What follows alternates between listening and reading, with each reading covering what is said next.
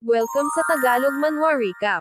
Kinaumagahan, makikita ang mga miyembro ng Cloud Dragon Secure Delivery Service na nagchichismisan. Mula naman sa loob ng silid ay sinabi ni Jin na napaka-komportable daw na magkaroon ng batang katawan. Dahil madali lang daw itong makapasok at makapagtago sa kahit saang lugar. Kumagat siya sa kanyang biscuit at nakikinig sa mga miyembro ng Cloud Dragon Secure Delivery Service na nag-uusap sa labas. Bibisita raw si Gong Son Hyen na mula sa main family, sabi ng isang miyembro. Mukhang naiinis daw itong makitang buhay ang nakababata nitong pinsan, sabi naman ng isa. Ngunit wala raw ibang choice si Gong Son Hyen kundi ang pumunta para makaiwas sa mga pagsususpecha, sambit naman ng isa. Napasabi naman si Jin sa kanyang isip na hindi raw alam ng mga ito ang kanilang mga pinagsasabi. Dahil mahal na mahal daw ni Gong Son Hyen ang kanyang pinsan. Ang chismis daw ay totoong nakakatakot ayon kay Jin. Nagsalita naman ang isang miyembro sa labas at sinabi kung okay lang raw ba ang batang yon. Napatanong naman si Jin sa kanyang sarili kung siya daw ba ang pinag-uusapan nila. Nagpatuloy naman sa pagsasalita ang miyembro sa labas na ang batang iyon daw ay mayroong handprint sa leeg ngunit okay lang daw ito. At mukhang ang sanhi daw ng handprints nito sa leeg ay mula sa isang bata habang natutulog at ito ay binangungot. Sumagot naman ang isang miyembro na paano niya daw yon nagawa sa isang mabuting bata. Na napakalaki na ng naging contribution sa Cloud Dragon Secure Delivery Service. Sinabi naman ng isa na napaka-imposible daw na i-cover up ni Chian Hee ang tungkol sa bata. Napaka-imposible daw na mangyari na ito ay isang deep thinker at isa ring tao na may malambot na puso. Napasabi naman si Jin na mukhang okay daw ang mga ito. Dumagdag naman ang isang miyembro at sinabing maging ang leader daw ay umalis upang maghanap ng ointment upang ilagay sa leeg ni Jin Cheo Hee. Maging ang puting dragon daw ay una itong nilagay sa kanya. Napakaswerte daw ng batang iyon. Napasabi naman si Jin na mukhang ang mga tao raw ay iniisip na pinlano ni Gong Son Hyen ang pag-ataking naganap. Upang patayin ang nakababata nitong pinsan. Sa bagay ayaw rin naman daw ni Gong Son Hyen liwanagin ang lahat at ipagtanggol ang sarili niya hanggang sa huli. Dahil gusto daw nitong ibigay ang posisyon na head ng clan kay Gong Son Yong. At mukhang hinahanap nito ang mga tao sa likod ng pagsasabuatan upang ipapatay ang kanyang minamahal na nakababatang pinsan. Ilang sandali pa ay nanlaki ang mata ni Jin. Binuksan pala ni Yohareyo ang pinto ng silid at ngayon ay nasa harap niya na ito. Galit na galit itong nagsalita at sinabing kanina niya pa daw hinahanap si Jin. Hindi niya raw alam kung saan ito nagsususuot at sa wakas nakita niya na raw ito. Ilang sandali pa ay lumabas na sila sa kampo ng Cloud Dragon Secure Delivery Service. Nagsalita naman si Yohareyon at sinabing ano raw ang kailangan ni Jin sa kanya. Sumagot naman si Jin na ang problema raw wala daw itong kailangan kay Yohareyon. Ikinagulat naman ito ni Yohareyon. Dinagdag naman ni Jin na ginamit niya daw ito nung muntikan na itong mamatay, ni-reveal niya raw ang chi dispersing poison upang mapredict ang pagsalakay ng kalaban, isa pa inaalagaan niya rin daw si Yohareyon sa gitna ng gulo. Tapos ganito lang daw ang isusukli ni Yohareyon sa kanya. Sambit ni Jin habang ipinapakita ang galos niya sa leeg. Napatahimik naman si Yohareyon ng sandali pagkatapos ay naiinis nitong sinabi na sabi daw ni Jin gusto raw nitong makipag-deal sa kanya. Sumagot naman si Jin na nagbago na raw ang isip niya dahil hindi niya raw magmapagkakatiwalaan si Yohareyon. Napatahimik naman saglit si Yohareyon at sinabing hindi raw ba sapat na humingi na lang ito ng tawad kay Jin. Lumingon naman si Jin, tumingin siya kay Yohareyon at sinabing papayag daw siya at kailangang tawagin daw siyang hang ni Yohareyon mula ngayon. Naiinis namang napareact si Yohareyon nang marinig ito. At pasigaw itong nagtanong na ang ibig daw bang sabihin ni Jin gusto nitong maging sinumpaang magkapatid sila. Dinagdag naman ni Yohareyon na dahil si Jin daw ang savior niya gusto niya raw itong tuparin subalit, napaka-weird daw na tawagin niyang kuya si Jin. Sumagot naman si Jin na ano naman daw ang weird doon. hindi raw maaaring tawagin siya ni Yoharayon na younger brother dahil mas matanda raw siya rito. Sumagot naman si Yoharayon na kung ganoon daw dapat talunin daw siya ni Jin sa isang laban. Sumagot naman si Jin na gusto raw ba ni Yoharayon na labanan ang isang sibilyan na walang alam sa martial arts. Isa raw itong tunay na bully. Gusto raw ba talaga nitong bugbugin ang isang kaawa-awang sibilyan, na kanyang savior, ang taong gumamot sa kanya. Natimimi na lang si Yoharayon nang marinig ito habang naka-fighting stance. Tawagin mo akong kuya, sambit na naman ni Jin. Sumagot naman si Yoharayon na ano raw ba ang pinagsasabi nito. Sumagot naman si Jin na gusto raw ba pala talaga nitong bugbugin siya bago niya ito tawaging kuya. Sige atakihin mo ako, sambit ni Jin. Napasabi naman si Yoharayon na ito raw ay isang malaking kalokohan pero tila daw nakukumbinsi siya. At ngayon ay pinasasagot siya ni Jin. At tila napipilitin na si Yoharayon. Nakapikit naman si Jin habang nag-aantay ng sagot. At tinawag na nga itong kuya ni Yoharayon. Sinigawan niya si Yoharayon at sinabing lakasan daw nito. Napipilitin ulit itong bigkasin kuya si Jin. At sumigaw na naman si Jin na malabo raw at bigkasin niya daw ito ng mas malinaw. At binigkas na nga ito ni Yoharayon ng malakas at malinaw. At nasiyahan naman si Jin dito. Sinabi nitong very good na kababatang kapatid, dapat kanina pa ito sumunod. Samantala, makikita naman ang isang babae na nakatingin sa kinaroroonan nila Jin. Ito pala ay si Gang Sonyong. Nagsalita ito at sinabing ano raw ba ang ginagawa nila Jin dito. At binati naman ito ni Jin. Sumagot naman si Gang Sonyong na kamusta na raw ba ang batang savior. Na siya namang ikinailang ni Jin. Nagsalita uli si Gang Sonyong at sinabing nangongolekta daw siya ng bulaklak upang ibigay sa kanyang pinsan. At sinabing hindi raw ba si Jin ay isang doktor. Malamang marami daw itong nalalaman tungkol sa mga herbs. Sumagot naman na hindi raw siya masyadong nag-aral tungkol dito kaya hindi niya raw ito alam. Sumagot naman si Gang Sonyong kahit daw ganun, maaari daw ba siyang matulungan ni Jin. Sambit nito, ilang sandali pa ay naghanap na nga sila ng mga herbs, at si Yoharayon naman ay napilitan na ring sumama. Natuwa naman si Gang Sonyong sa dalawa.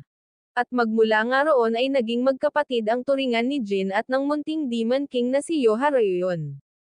At sila ay nagkwentuhan kasama si Gang Sonyong. Ayon kay Jin, si Gang Sonyong daw ang uri ng tao na masiglang kasama at ito ay nakaka-energize kausap. Ilang sandali pa ay may ibinigay si Gang Sonyong kay Jin. Na siya namang ikinagulat ni Jin nang makita niya ito. Ito ay ang tinatawag na Black Pine Cloud Sword. Isang unbreakable sword na kilalang kilala. Ito raw ay napakaangkop sa assassination dahil ang blade daw nito ay hindi nagre-reflect ng liwanag.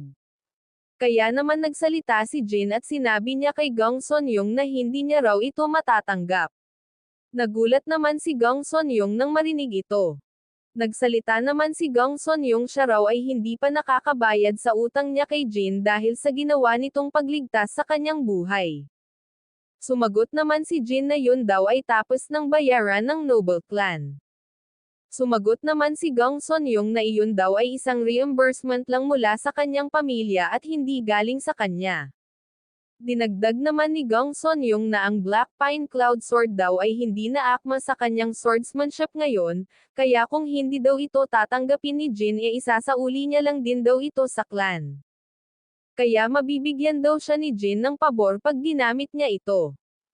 At mas mapapanatag daw siya pag tinanggap ito ni Jin. Napatahimik saglit si Jin ngunit tinanggap niya na rin din ito. At nakiusap siya kay Gang Sonyong na ipakita sa kanya kung paano daw ito gamitin. At ito nga ay ginawa ni Gang Sonyong at sinambit naman ni Jin sa kanyang isip ang mga katagang, isang mahabang panahon ng pagiging hindi makasarili. Ito raw ang Noble Clan Sword Style. Blue Pine Spiraling Sword. At nakita ni Jin ang liwanag na sumisilay sa mga kamay ni Gang Sonyong. Ini-emphasize daw ng noble swordsmanship style ang consistency at continuation. Dahil yun daw ang mithiin na gustong gamitin ng founder ng Noble Clan na si Gongsun Qianyong, ang maging pinakamalakas sa buong mundo. Isang clan na nagsumikap upang maabot ang consistent continuation sa kanilang swordsmanship na nagre-represente sa kanilang mga sarili na may alon at hangin bilang simbolo nito. At ang swordsmanship daw na nagawa ni Gongsun Yong ay sadyang nakakamangha. At ang magawa raw ito ng hindi man lang pinagpapawisan ay talagang nakakamangha.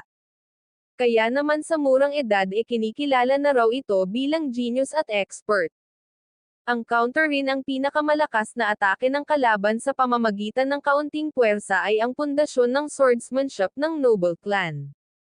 At ngayon daw, ang pagiging hindi makasarili ay bumabalot sa kanyang katawan. At pinakita na nga ni Gongsun Yong ang ultimate technique ng Noble Clan na tinatawag na preemptive counter-strike. Sa modern na term ito ay tinatawag na ultimate counter. Ang galaw na ito ay nagmula sa pag-alon ng pine tree mula sa malakas na ihip ng hangin. Humahati ng space at nakagagawa ng black line. At ang pagpapatuloy ay nagtatapos. Namangha naman si Jin dito at sinabing mukhang ito raw ang tinatawag na enlightenment. Hindi matanggal-tanggal ni Jin ang kanyang mga mata kay Gongsun Yong, mukhang ibang tao raw ito. Ilang sandali pa ay dumating si Gongsun Hyen at sinabing ito raw ay biyaya para sa Noble Clan.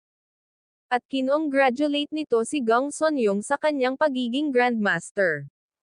Nagulat naman si Gongsun Yong nang makita niya ang kanyang nakatatandang pinsan. Binati rin siya ng mga tauhan ng Noble Clan at sinabing ito raw ay kailangang i-celebrate. At ito ay ipaaalam nila sa Noble Clan ngayon din. Binati rin nila si Gongsun Yong sa pagiging Grandmaster nito. Sumagot naman si Gongsun Yong na ito raw ay nakakataba ng puso. Ngunit nangyari daw ito dahil sa batang si Jin Qianhe. Dahil daw ito sa advice ni Jin na nagbigay daw sa kanya ng liwanag. Medyo nataranta naman si Jin nang tumingin sa kanya ang mga tauhan. Ngunit kinumpos niya ang sarili niya at sinabing ito raw ay walang anuman. Dahil wala raw ito kumpara sa kanyang natanggap na regalo na hindi mababayaran, ito raw ay ang Black Pine Cloud Sword. Sumagot naman si Gongsun Yong na siya raw ay nagagalak na nagawa niyang mamaster ang noble swordsmanship technique na higit na mas mahalaga kaysa sa espadang ibinigay niya kay Jin. Ilang sandali pa ay namutla si Gongsun Yong. Nag-alala naman si Gongsun Hyen nang mapansin niya ito at makitang ito'y babagsak na. At natumba na nga ito. Natulala naman ang mga tauhan habang tinutulungan ito ni Gongsun Hyen. Napasabi naman si Jin na mukhang normal lang daw ito dahil ang ginawa nitong teknik ay hindi ordinaryo. At isa ito sa mga teknik na kung saan ang isang martial artist ay sumasa ilalim sa state of selflessness. At dahil sumailalim nga ito sa state of enlightenment, naubos nito ang lahat ng energy niya sa katawan. Marahil si Gongsun Yong daw ay nagtataglay ng mas maraming stamina kumpara sa ibang ordinaryong mga martial artist, subalit siya man ay mayroon ding limitasyon. Nag-alala ngang kinalong ni Gongsun Hyen si Gongsun Yong. Maging si Jin ay nag-alala ring tumingin dito. At kinarga na nga ni Gongsun Hyen ito at umalis na sila. Ilang sandali pa habang ang atensyon ng Noble Clan ay nakafocus sa recovery ni Gongsun Yong si Jin naman ay umalis upang hanapin si Yohareon. At nakita niya nga ito sa isang palengke malapit sa base ng Cloud Dragon Secure Delivery Service. Wala kang pera, di ba? Kaya ako na ang magbabayad. Binigyan nila ako ng maraming allowance sambit ni Jin. Mukhang ang mga elders daw ngayon ay obsessed sa pagbibigay sa kanya ng mga regalo. Ililibre ka ng kuya mo ngayon kaya mag-enjoy ka lang bata sambit ni Jin. At makikita ngang nagrereklamo si Yohareon nang marinig niya ang salitang kuya. Sumagot naman si Jin, na hindi raw ba napagkasunduan na nilang magiging kuya siya nito. At ito raw ang ginagawa ng isang kuya.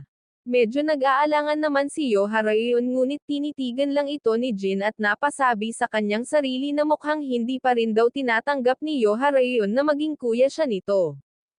Ilang sandali pa ay na-excite si Jin na makakita ito ng isa pang pagkain. Ito raw ay tanghulo. Sinabihan niya si Yoharayon na maghintay daw muna ito dahil bibili lang siya. Seryoso namang nagmasid si Yoharayon kay Jin.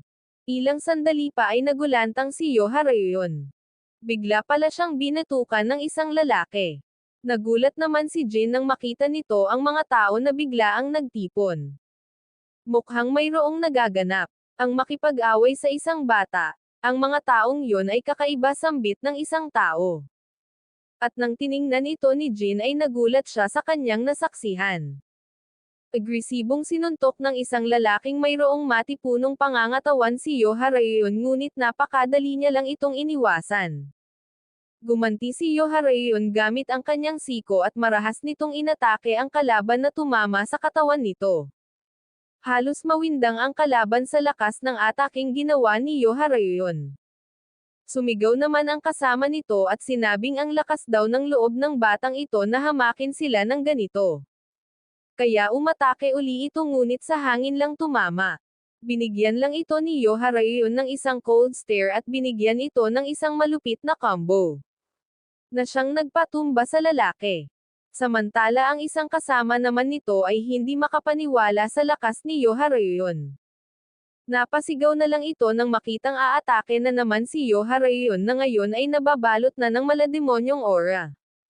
Na siyang naging dahilan upang mawalan ito ng malay. At makikita ngang nawasak ang mga batong pinagbagsakan nito. At makikita nga ang 3 tao na nawalan na ng mga malay at nakahandusay sa lupa. Hindi naman makapaniwala ang mga tao sa kanilang nasaksihan. Nagawa daw nitong patumbahin ang 3 mga aso, ito raw ay hindi kapani-paniwala. Sino raw ba ang batang ito? Ito raw ba ay isang batang master ng isang clan, tanong ng isa. Sinabi rin nila na ang mga ito raw ay palaging nagdudulot ng gulo sa palengke kaya kasiya-siya raw na panuurin na nangyari ito sa kanila. Makikita naman ang proud na ekspresyon ni Jin. Hihihi na kababatang kapatid ko yan, sambit ni Jin. At sinabing mukhang masasamang tao daw ang mga ito kaya hindi raw ito magiging problema. Kaya tinawag niya si Gong Sonyong na nakababatang kapatid upang ibigay ang binili niya. Subalit, makikitang ang demonyong aura na bumabalot kay Yoharayon ay hindi pa rin humuhupa. Ilang sandali pa ay nagulantang si Jin nang makita nito ang talsik ng dugo na papunta sa kanya.